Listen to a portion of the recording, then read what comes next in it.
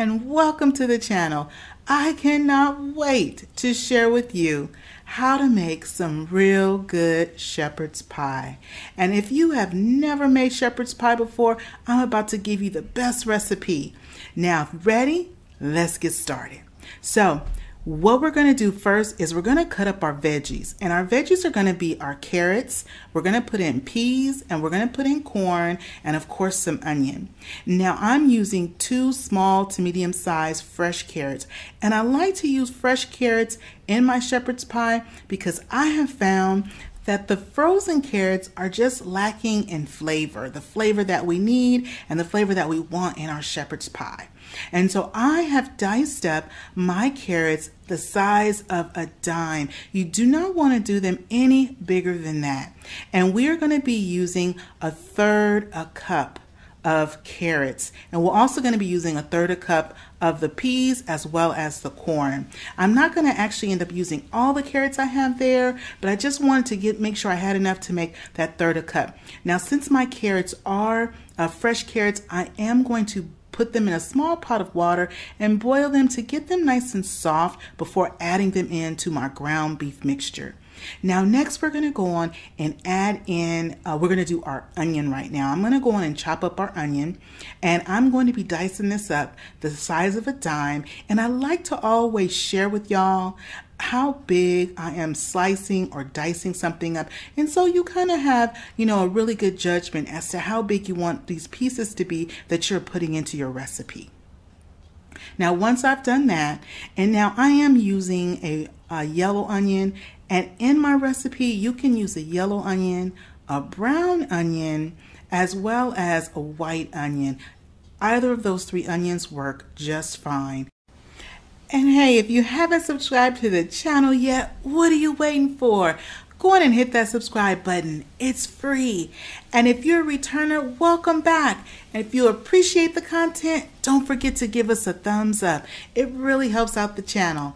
Now in my pan, I have my ground beef, and I'm using a lean ground beef. I'm actually using a 93% lean to 7% fat. You can also use an 80-20 as well. If you do, you're gonna end up with a little bit more drippings in your pan, and you kind of want to scoop some of those off. Okay, but I'm using 2 pounds of ground beef, and in my pan I went on and I added my seasoning. I added some garlic powder, and my garlic powder was about a 1/2 teaspoon of garlic powder. Then I had my total seasoning that I like to use, and that was just a teaspoon of my total seasoning. Now if you don't have the total seasoning that I just used, you can go on and use some Lowry seasoning salt. Will also work real nice in this shepherd's pie recipe.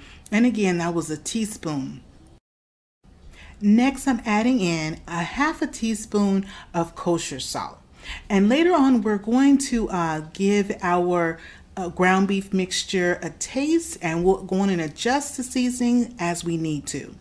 Now I've added in my onion, and I've given it a nice mix, and I'm adding in a little bit of black pepper. And that was just a little bit, about a pinch of black pepper is what I added.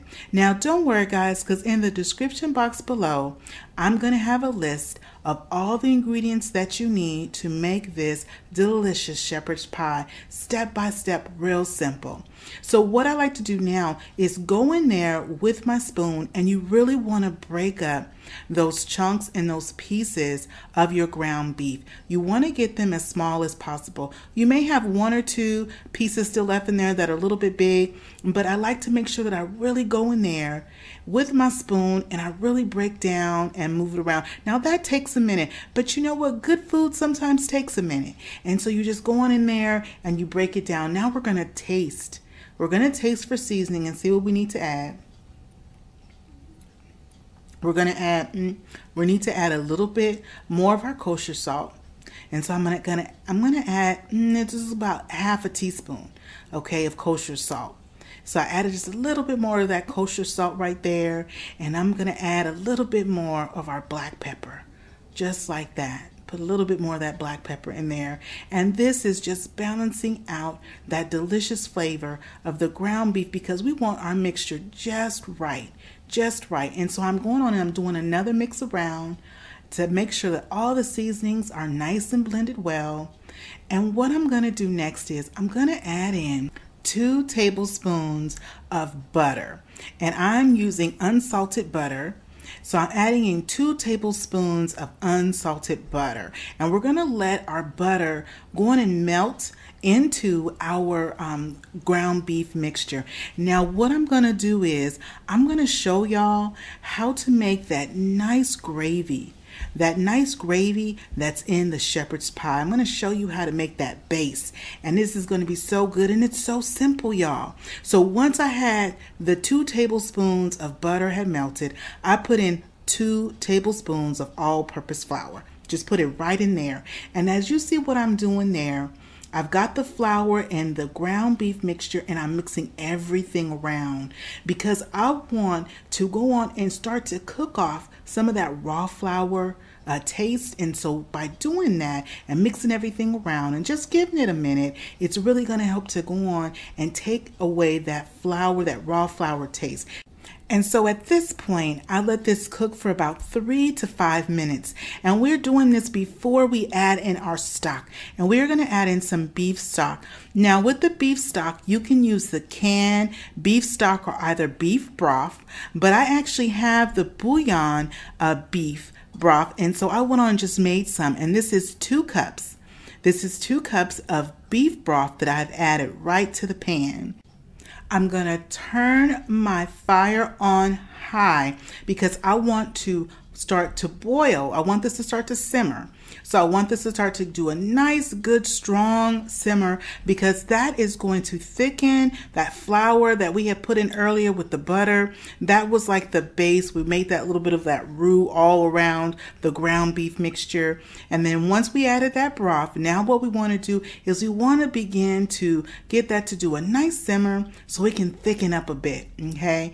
And I like to have, this is a little extra gravy or a little bit, extra juice to this because I have found that once I make my shepherd's pie, and we're going to put it in a casserole dish, and I'm going to show y'all how to do that. But I have found in the past that if I did not put enough liquid and I didn't have enough liquid in there, that my shepherd's pie would end up coming out a little dry, and we don't want that. And so once we have our liquid in there and it begins to simmer, I go on and I'm going to put in my peas. And those were frozen peas I used, but those are fresh frozen peas. So I'm using 1/3 cup of peas and 1/3 cup of whole kernel corn. So I put that in there, and as you see, our pan is beginning to simmer right there. I'm going to go in and add in also my carrots, the carrots that I had chopped fresh, that I put to the side and I had boiled, and I just did it just today. They were just fork tender.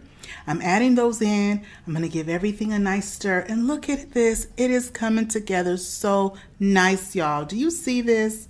Do you see how our shepherd's pie is coming together? So easy, just the easy step-by-step recipe, just like this. And you see how things are starting to thicken up in there. Next, I'm going to go on and add in some parsley flakes. And I just like to go on and shake in a few parsley flakes. And this was probably just a few pinches of parsley flakes I went on and I shook in there. I'm going to give it a nice mix around, just like that. And now we're going to prepare our casserole dish. And I'm actually making enough to feed about 6 people. And we're going to end up having leftovers for sure. Shepherd's pie is great leftovers, whether you're taking it for your lunch or you guys are going to have it the next day for dinner as well. So I just put a little bit of butter, and that was softened butter, about 1 tablespoon. And I put it all around my casserole dish just like that.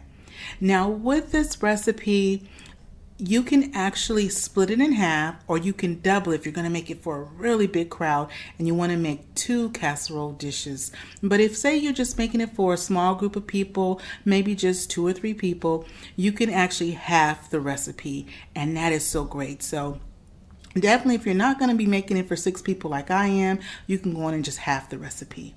I move everything around just like this in my casserole dish, and we're going to top our meat mixture with our mashed potatoes. Now I had some mashed potatoes, and those were left over from a couple nights ago dinner. I had some mashed potatoes, And so what I did was I just added a little bit more. I just made a little bit more mashed potatoes. And I seasoned my mashed potatoes with butter and with salt when I made my mashed potatoes, as well as I put in some whole milk when I make my mashed potatoes. And I'm just putting in just like that. And I like to be very, very liberal with my mashed potatoes, because I need enough mashed potatoes that you have enough to spread all over the top. You see what I'm doing there? You want to be kind of liberal with your mashed potatoes, but also something that's important, y'all, is that you do not want to have your mashed potatoes too thin, because you do want them to absorb a little bit of that liquid that you have. We've got a good amount of liquid down there, and they're going to absorb a little bit of that liquid. But if your mashed potatoes are too thin, y'all, if your mashed potatoes are not thick enough, what's going to happen is it's going to be real soupy, and you don't want that. Okay, so it's important that you want your mashed potatoes a little bit more so on the thick side when you are making your shepherd's pie. Okay, and we're going to finish up this little corner right here. It's always that one little corner that don't want to cooperate, but that's okay. We're going to go on and get it together. And you see, I went from using my spoon, my wooden spoon that I had, to my spatula, because I like to just go on and even out and make sure I have a nice even layer. Now, if a little bit pokes through, a little bit comes up with the mashed potatoes as you're smoothing it out, it's okay. It's all good. Because this is going to taste so good. And your family is going to appreciate it so much, this shepherd's pie. It's just the best thing to have during that fall season, during winter time. It is just that quintessential comfort food. And I'm just cleaning up the edges right here of any mashed potatoes that were around the sides of my casserole dish. And what I'm going to do next is I like to go on and shake on a little bit more parsley flakes. And it's more so for looks, but I just think it just kind of pretties up the dish some. And so I'm going to shake on a little bit of these dried parsley flakes, just like that, just a little bit. And then we're going to add a little bit of paprika. And the reason why I like to add the paprika is because it gives the top of the mashed potatoes and our shepherd's pie a little bit of color. Because once we put in the oven, the mashed potatoes really aren't going to brown up a whole lot. And so that little bit of paprika kind of just gives it a nice sheen color, just a nice sheen on top. And so we just go in and put on a little bit of paprika just like that. Now my oven is preheating at 375 degrees. And it's going to bake for 35 minutes, 30 to 35 minutes. And this is it. Look at this, y'all. Oh my gosh, you see how it is bubbling around the sides? Now, when I put this in the oven, I did not put any foil on top. I just put in the oven just like that, and it was baking for 30 to 35 minutes. And this is it. Well, I hope you guys give this recipe a try. This shepherd's pie is quick and simple. And if you haven't yet subscribed to my channel, what are you waiting for? Go on and hit that subscribe button. And if you like this video and appreciate the content, be sure to give us a thumbs up. Well, remember, it is always good when Devon is cooking for the family. I'll see you on the next one. Bye-bye, everybody.